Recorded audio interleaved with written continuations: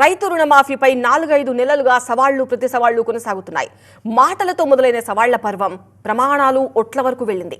15 ఆగస్టులోపు రుణమాఫీ చేస్తే రాజీనామా చేస్తానని హరీష్ రావు సవాల్ చేస్తే చేసి చూపించాం, రాజీనామా చేయి అంటూ సవాళ్లు గుర్తు చేశారు సీఎం రేవంత్.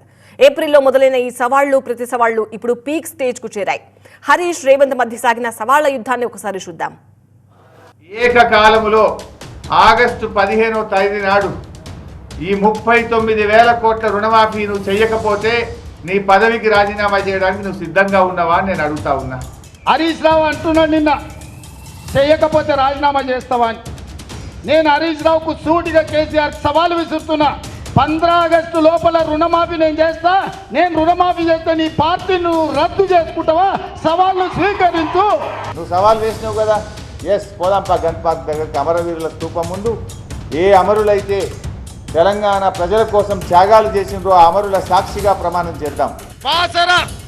సరస్వతి మందిరం మీద ఒట్టే చెప్తున్నా, 15 ఆగస్టు లోపల రైతాంగానికి 2 లక్షల రూపాయల రుణమాఫీ చేస్తుంది మా ప్రభుత్వం. 26వ తారీఖు నాడు అసెంబ్లీ ఎదురుగా అమరవీరుల స్తూపం దగ్గరికి పొద్దున 10 గంటలకు నేను వస్తా, నువ్వు రా. ఆ అమరుల సాక్షిగా ప్రమాణం చేద్దాం. అన్నావు కదా సిద్దిపేటకు రాజీనామా చేస్తా అని, రాజీనామా పత్రం జేబులో పెట్టుకో.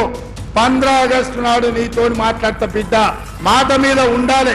ఈ గన్ పార్క్ దగ్గర అమరుల సాక్షిగా ప్రమాణం చేద్దాం. ఒకవేళ 6 గ్యారంటీలు 2 లక్షల రుణమాఫీ చేయకపోతే మీ రాజీనామాను గవర్నర్ గారికి ఇవ్వడానికి మీరు సిద్ధంగా ఉన్నారా అని నేను అడుగుతా ఉన్నా.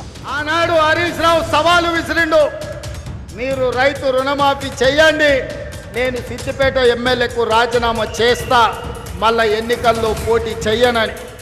హరీష్ రావు, నీకు సీము నెత్తురుంటే, సిగ్గు లజ్జ ఉంటే రాజీనామా చెయ్యి. నువ్వు కూడా నీ మామలకనే సిగ్గు లేనోనివైతే ఏట్ల దుంకి సావు.